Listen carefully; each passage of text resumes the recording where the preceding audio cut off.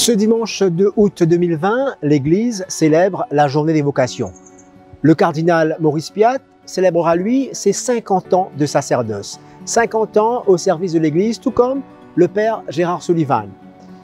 Le père Maurice Piat, à 20 ans, décidé de se faire prêtre, était une décision courageuse à cette époque-là, quand on sait qu'aujourd'hui déjà, en 2020, les vocations deviennent de plus en plus rares. Dans cet entretien qu'il nous a accordé, il revient sur 4 dates qui ont marqué sa vie.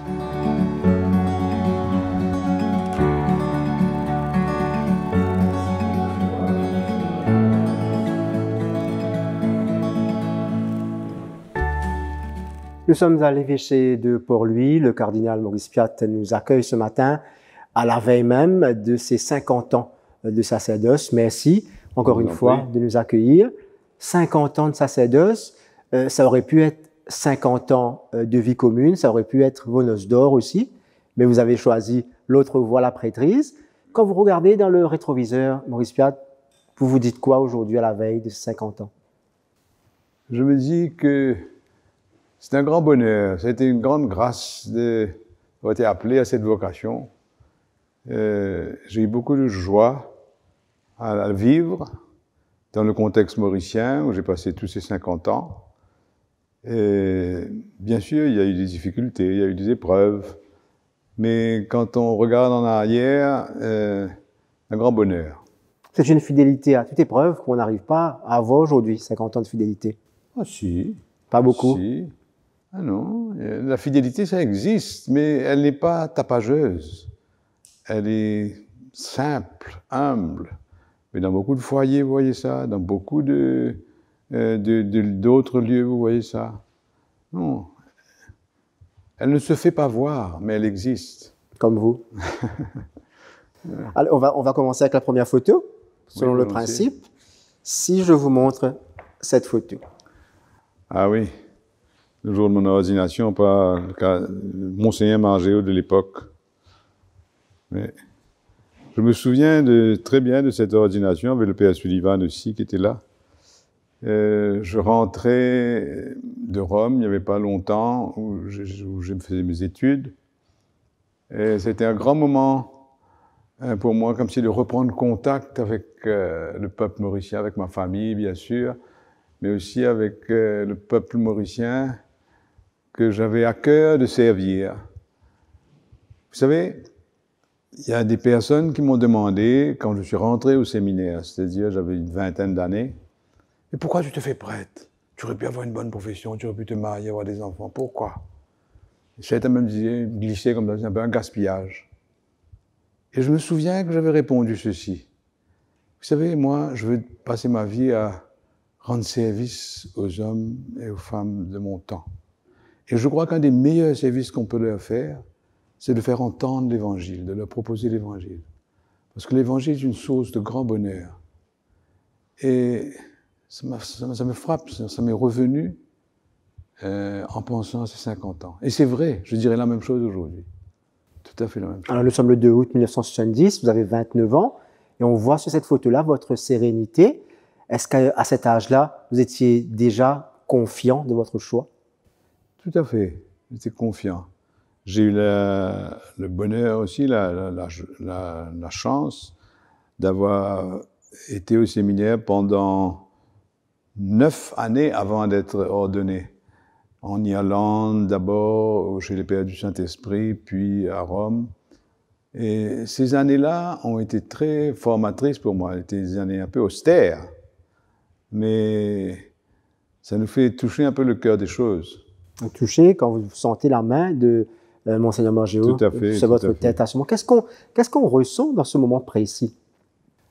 On ressent, c'est difficile de dire, mais enfin, ce qu'on vit, c'est qu'on est accueilli par l'Église, en la personne de Monseigneur Margéo, et qu'il nous donne, au nom du Seigneur, une mission. Comme j'ai dit ce jour-là, je me rappelle, je remercie Monseigneur Margéo de m'avoir transmis ce qu'il avait lui-même reçu en ligne directe des apôtres. Lui-même a reçu cette mission en ligne directe et il me la transmettait. C'était un grand moment, on sent qu'on fait partie d'une chaîne un petit chaînon dans une très longue chaîne qui essaye de faire résonner l'Évangile dans le monde. Vous avez vous aussi suscité des vocations, l'inspiration. Vos élèves, 2 de vos élèves ont été prêtres? Oui, 2 de mes élèves au Saint-Esprit, et puis aussi dans la paroisse de Pamplemousse, où j'ai fait quelques années, et j'ai rencontré là-bas le père Ledoïska, qui était un jeune à l'époque. Oui, oui. Ainsi qu'une jeune fille qui est devenue religieuse, qui s'appelle sœur Josiane Marie-Jeanne, qui est aujourd'hui chez les Bons Secours. Donc, pour vous, vous avez été, depuis ce moment-là, cette source d'inspiration, peut-être? Une source pour quelques-uns, oui, oui. Jamais d'appréhension après ce jour du 2 août? Non, je n'ai pas eu d'appréhension, pour vous dire franchement. Non, non. Non, ouais. On s'est donné, et j'ai eu la joie aussi d'avoir un évêque comme Monseigneur Margéo qui nous faisait confiance. Très peu de temps après mon retour ici, il m'a confié, par exemple, avec le père Denivier, qui est devenu maintenant évêque des Seychelles, m'a confié la responsabilité des séminaristes, justement. Alors, je travaillais la journée comme professeur au Collège du Saint-Esprit, et les soirées, j'étais au foyer de séminaristes. C'était une vie très remplie, mais dont je garde un grand souvenir. Un très grand souvenir. Alors, notre deuxième photo, et celle-là, elle vous dit quoi? Ah oui, le jour de l'ordination épiscopale, oui, avec ma mère et mon oncle. Mon oncle habite Londres et ma mère. Oui.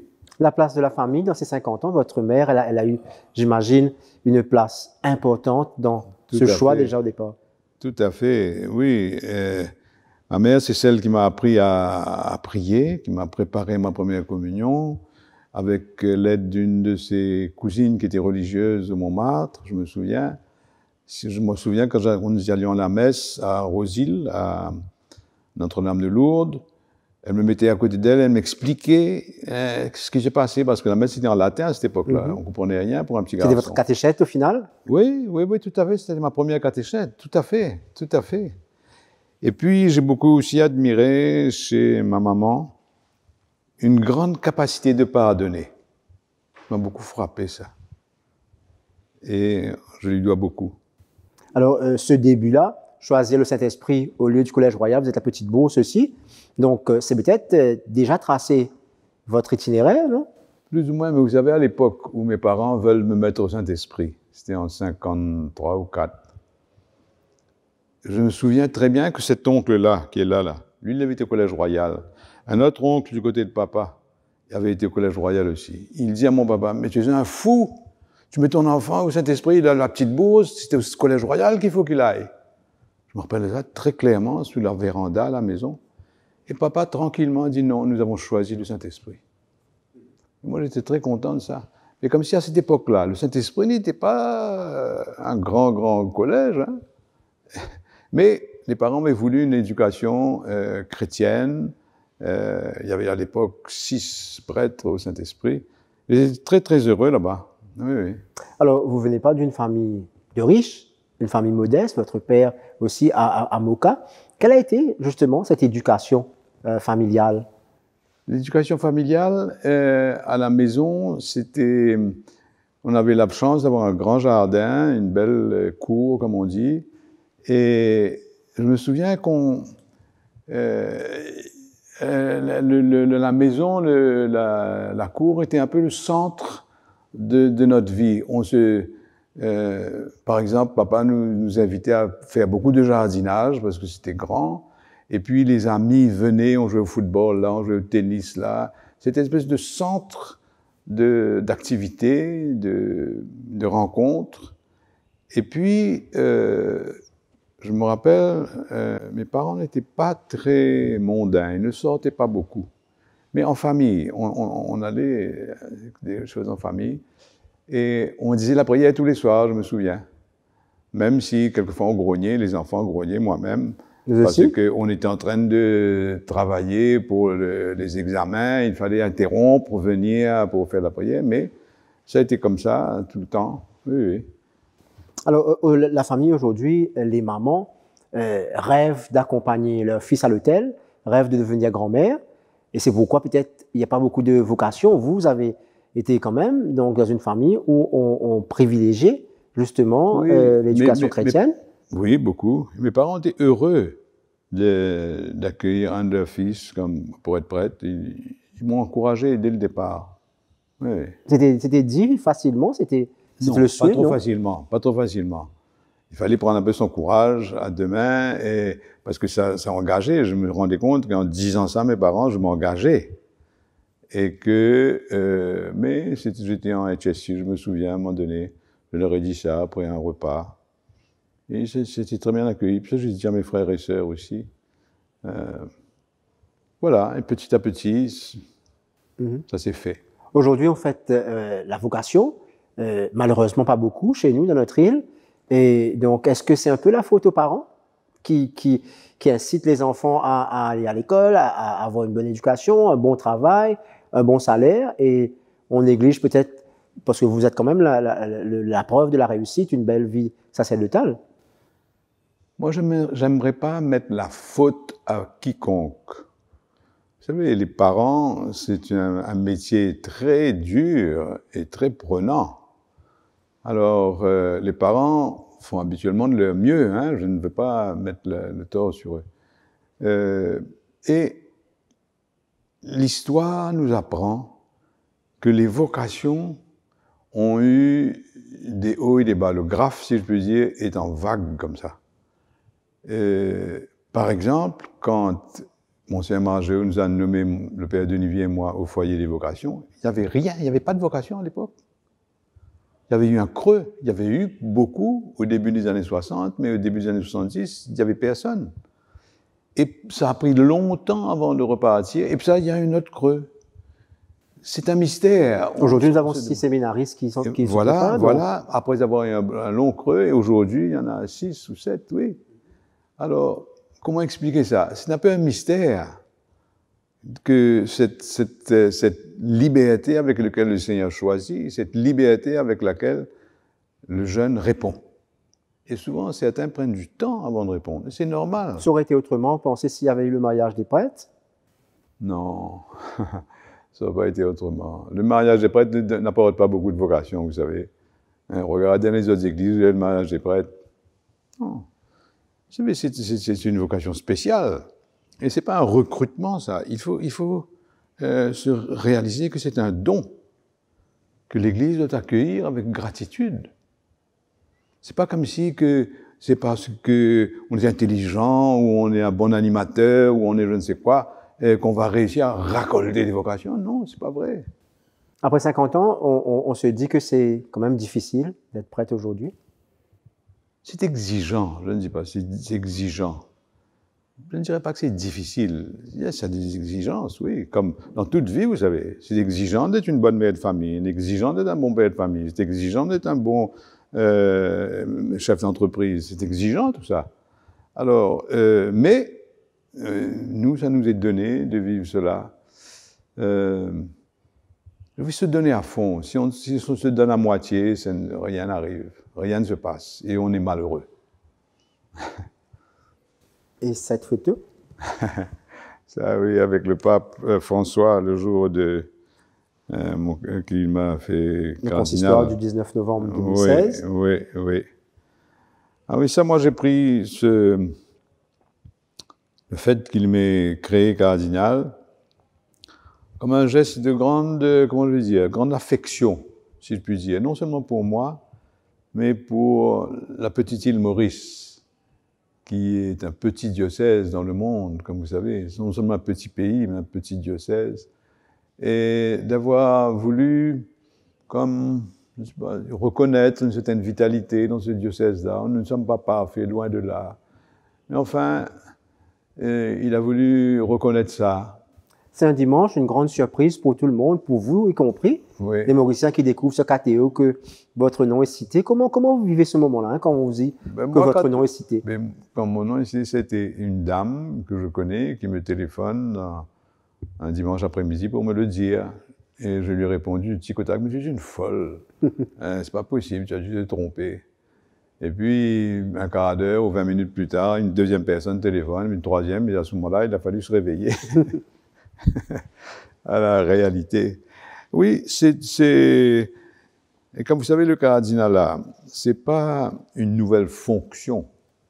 Le cardinalat, c'est une responsabilité qui est donnée à certains d'être disponible au cas où le pape meurt ou d'être un électeur du pape, de participer à l'élection.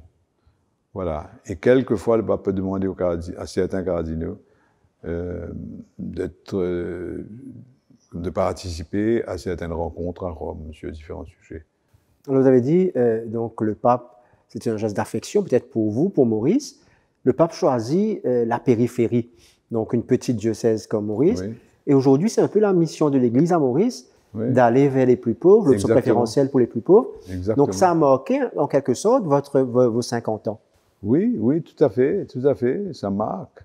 Et ça m'incite moi-même à se dire, si le pape est venu me chercher si loin, ben moi aussi, je ne dois pas rester à l'évêché, je dois rencontrer un peu les gens là où je peux, surtout là où ils sont les plus démunis. Et arriver derrière Jean Borgéo, ce n'est pas une mince affaire.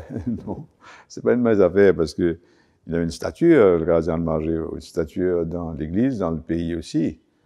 Parce que, comme vous savez, il a eu un rôle très important après l'indépendance. Comme vous savez, 44 ou 5% des Mauriciens ont voté contre, et la grande majorité des chrétiens. Et quand on a célébré l'indépendance, il a voulu que l'Église célèbre l'indépendance. Et beaucoup de chrétiens, de notables, ne voulaient pas cela. Il a insisté. Et je crois que ça a joué pour beaucoup, pour que l'Église, elle, les chrétiens, se réconcilient avec l'indépendance. Et comme vous savez, aujourd'hui, il n'y a aucun Mauricien qui regrette d'être indépendant. Il n'y a aucun. Mais ce n'était pas évident à l'époque. Quand on est choisi, quand vous êtes confirmé dans ce choix donc, du cardinalat, vous dites que je devrais être à la hauteur comme Jean Borgéo, ou vous dites je dois faire mieux? Il ne faut pas chercher ni être à la hauteur, ni de faire mieux. Il faut faire avec ce que je suis, avec les limites, avec les petites qualités que je peux avoir, avec ce que je suis, la santé que j'ai. Non, il ne faut pas chercher à se comparer ou vouloir faire pareil. Ça ne conduit à rien. Mais inévitablement, vous avez été quand même dans la vie socio-économique, sociopolitique du pays. Vous arrivez à un moment où on parle là du malaise créole. Oui. Et qui est encore plus d'actualité aujourd'hui. Comment vous avez vécu ce parcours? Est-ce qu'on peut dire aujourd'hui que le problème s'est renforcé donc, de notre pays? Je ne crois pas que ce soit renforcé. Ça a éclaté d'une manière, retentissante, le 31 janvier 1993, le fameux cri du PSCFO. Et ça nous a tous secoués. Parce que le cri du PSCFO à l'époque, c'était pas malaise créole. L'expression n'est pas de lui, c'est d'un journaliste, ça. L'expression de Roger Cerveau, c'était « L'Église n'a rien fait pour les créoles ». Alors là, c'est une grande ébullition dans l'Église. Et je venais de prendre la responsabilité. Alors, avec quelques autres, j'ai eu l'intuition de dire, mais il faut en parler, vous autres. Allons voir qu'est-ce que ça nous fait, qu'est-ce qui est dit dedans, qu'est-ce qui n'est pas dit. Et on a fait des tas de réunions à différents lieux, à différentes dimensions, pendant toute l'année 93. Et à la fin, j'ai écrit cette petite lettre, Réflexion sur le malaise créole. Et ça m'a beaucoup frappé, vous savez, parce que 5 ou 6 ans avant d'être nommé évêque, je connaissais bien le Père Cerveau, et un jour, je me rappelle, il était malade. Il était à Poudre d'Or dans sa famille, j'ai été le voir là-bas. Et il savait que je collaborais beaucoup avec le cardinal Borgéo pour la rédaction de certains textes. Alors il me dit, Maurice, dis au cardinal, il faut qu'il écrive une lettre sur les créoles. Je suis étonné, je dis, Roger, mais tu es un fou. Si tu fais une lettre sur les créoles, il faudra faire une lettre sur les Tamouls, une lettre sur les Blancs, une lettre sur les Chinois, etc. Je ne comprends pas. Mais quand je suis devenu évêque, la première lettre que j'ai eu à écrire, c'était ça. Cette espèce d'ironie de l'histoire qui m'a fait... Et Roger, je me rappelle, me disait, on ne te demande pas de résoudre les problèmes des créoles. On te demande de les écouter, d'être attentif, de comprendre. Et cette même problématique revient aujourd'hui. Oui. Il y a ces mêmes critiques que l'Église a abandonné les créoles. L'Église, il y a même des critiques qui disent que l'Église ne donne pas la terre aux créoles. Donc, on est en plein dedans. Oui, oui. Et vous savez, on vient de loin, ça vient de loin, ce malaise, si je puis dire. Mais maintenant, je ne crois pas qu'on puisse parler vraiment de malaise, parce qu'il y a eu du chemin qui a été fait.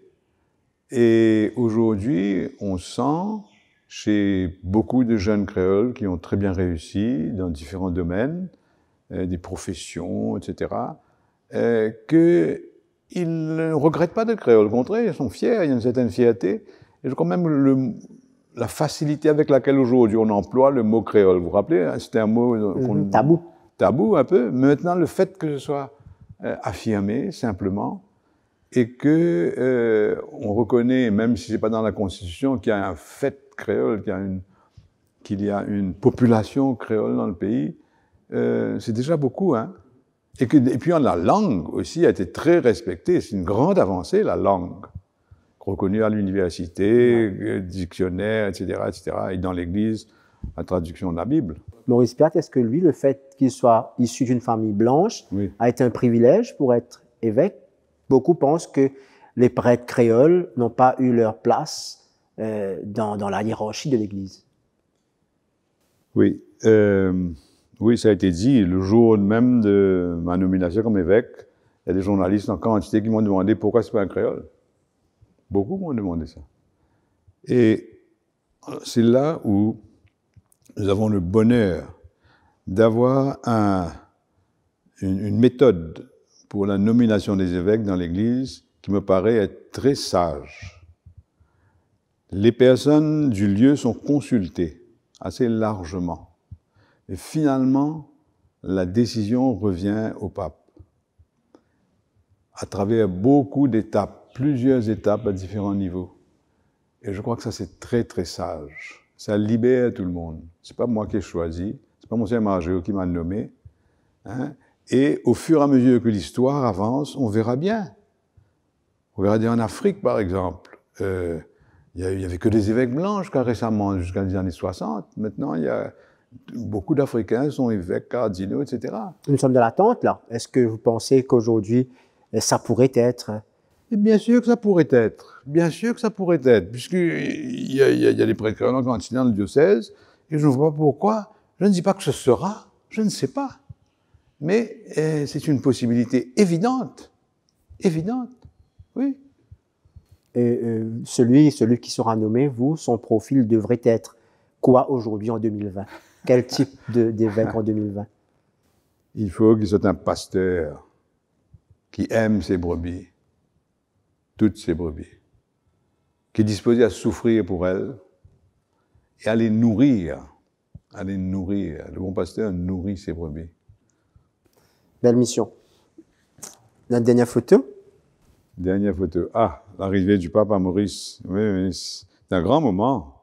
Un très grand moment. Vous êtes sur le tarmac à ce moment-là. Vous le voyez à la porte de l'avion. Oui, oui. Et c'est une grande émotion, ce jour-là, de le voir arriver dans sa simplicité, dans sa manière très fraternelle de parler, d'échanger. Et j'étais très heureux qu'il soit si bien accueilli par le peuple mauricien tout entier. Si bien.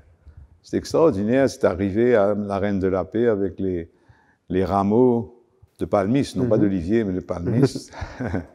Une lourde responsabilité quand on est cardinal, donc d'un pays, d'accueillir le pape. Oui, une grande responsabilité, c'est vrai. Et j'ai été très, très soutenu, non seulement par les gens de l'Église, le personnel de l'évêché, et puis beaucoup de gens dans l'Église, mais aussi par le gouvernement. Il faut rendre hommage au gouvernement qui a beaucoup, beaucoup fait pour faciliter les choses. Ouais. Ce pape, il fascine tout le monde de par sa manière d'être. Qu'est-ce que vous retenez, vous, s'il y avait une image de cette visite du pape à Maurice? Du pape? Une image, vous voulez dire? Un événement, quelque chose qui s'est passé pendant cette rapide journée? Vous savez, sa manière, ce que j'ai pu voir un peu ici, quand il a passé quelques heures à l'évêché, Et puis, j'ai vu ça aussi à Sainte-Croix. Son attention aux personnes. Sa manière d'avoir remercié, par exemple, la cuisinière de l'évêché qui avait fait un bon dessert pour lui. C'est extraordinaire. Hein? C'était comme... Qui caractérise encore sa simplicité. Oui. Ou bien, quand je lui ai montré un beau bouquet blanc qu'il y avait ici, qui avait été offert par le président d'Adjuma Mosque, tout de suite, il a été chercher une médaille, un livre, il a dit, allez donner ça à ce monsieur-là de ma part. Des petites attentions comme ça, simples. Sa manière, que j'étais dans la voiture avec lui, de parler avec son chauffeur, qui était un Italien, qui vient de Rome, et comme si de partager familièrement, simplement. Ou bien aussi, ça m'a beaucoup touché à Sainte-Croix, nous avions privilégié, si je puis dire, quelques personnes qui étaient des parents de toxicomanes. Et que vous savez, les parents des toxicomanes, ils souffrent énormément. On avait voulu les mettre là. La manière qu'il a serré la main et dit un petit mot à chacun, c'est extraordinaire. Ah, extraordinaire. On sent qu'il vibrait à cela intérieurement. Et puis, moi, je ne finis pas de lire et de relire ces prises de parole à Maurice. Hein. Ça dit quelque chose. Alors justement, l'an dernier, on était encore sous l'effet de l'arrivée du pape à l'heure où nous parlions. Ah oui, c'est vrai. Et aujourd'hui, une année après, on sent quand même dans cette population un mood complètement différent. Vous trouvez ça? Oui. Ouais. Et vous, en tant que cardinal, vous avez reçu le pape. Et est-ce que vous sentez ce cri de la population?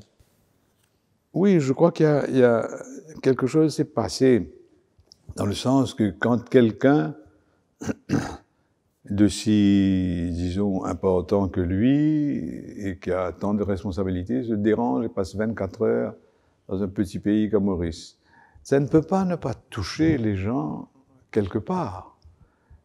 Il nous aime. On compte pour lui.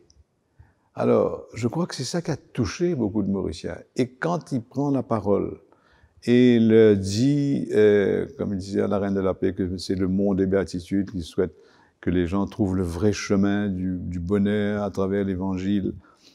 En même temps, il nous encourage de ce qu'on fait, mais en même temps, il nous interpelle.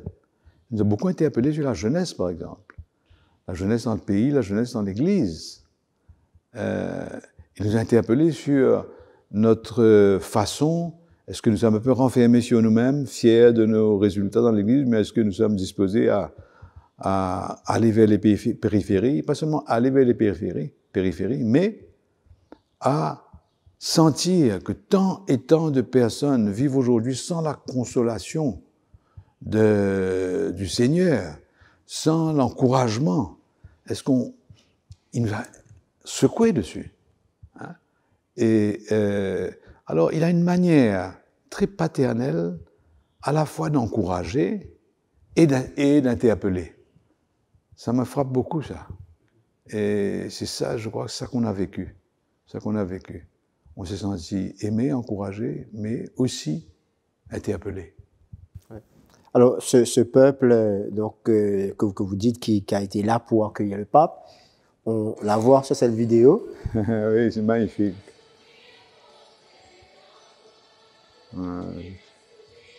Quand vous quittez la Reine de la Paix en compagnie du pape, ah oui? Et quand vous voyez ces parvis de la Reine de la Paix, noir de monde, donc des milliers de personnes qui sont venues, qui sont arrivées, et aujourd'hui, quand vous vous préparez pour votre fête d'évocation 50 ans, finalement, on se dit qu'on n'a pas fait le mauvais choix. Ça, c'est pas moi à le dire. Mais quand le pape a quitté la Reine de la Paix, jamais j'oublierai, il sortait de la sacristie et la chorale chantait encore. Et il m'a dit, quel beau chant! Combien le peuple chante! Il était admiratif de cette espèce de ferveur qui s'exprimait par les chants de la chorale, qui était très très bonne, mais aussi du peuple. Oui, il s'est senti porté par ça. Monsieur Maurice Piat, on arrive à la fin de cette interview, 50 ans de votre vie consacrée au Seigneur. Est-ce qu'il y a eu un moment de doute durant ces 50 longues années? Je dois dire que non. Il y a eu des moments de difficulté, il y a eu des épreuves, c'est vrai, mais doute, franchement non. Des regrets? Certainement pas. Si c'était à refaire, je le referais tout de suite. Et votre message?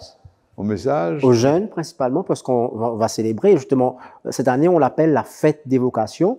On a la chance d'avoir beaucoup de prêtres qui célèbrent justement leur sacerdoce, mais en même temps, il y a quand même une aile dynamique de jeunes au sein de l'Église aujourd'hui. Et quel est votre message à la jeunesse mauricienne? La jeunesse mauricienne qui a un grand bonheur à donner sa vie pour les autres, pour une cause, que ce soit dans le mariage, dans la vie publique ou dans le sacerdoce, il y a un grand bonheur dedans. Le bonheur n'est pas d'accumuler toutes sortes de biens, toutes sortes d'honneurs, toutes sortes de... Non, c'est de donner sa vie. C'est ça le grand message de l'Évangile. Et ben, moi, c'est ce qui m'a attiré quand j'ai vu des prêtres vivre heureux, très simplement. C'est ça qui m'a attiré. Un jeune qui vient vous dire dimanche, j'aurais aimé être comme Maurice Piat, vous lui dites quoi? Je dis, c'est bien mon garçon, mais enfin, il faut prendre du temps pour discerner si c'est vraiment le Christ t'appelle, et si oui, je t'encourage beaucoup, oui. Ouais. Merci beaucoup. Je vous en prie. Merci à vous.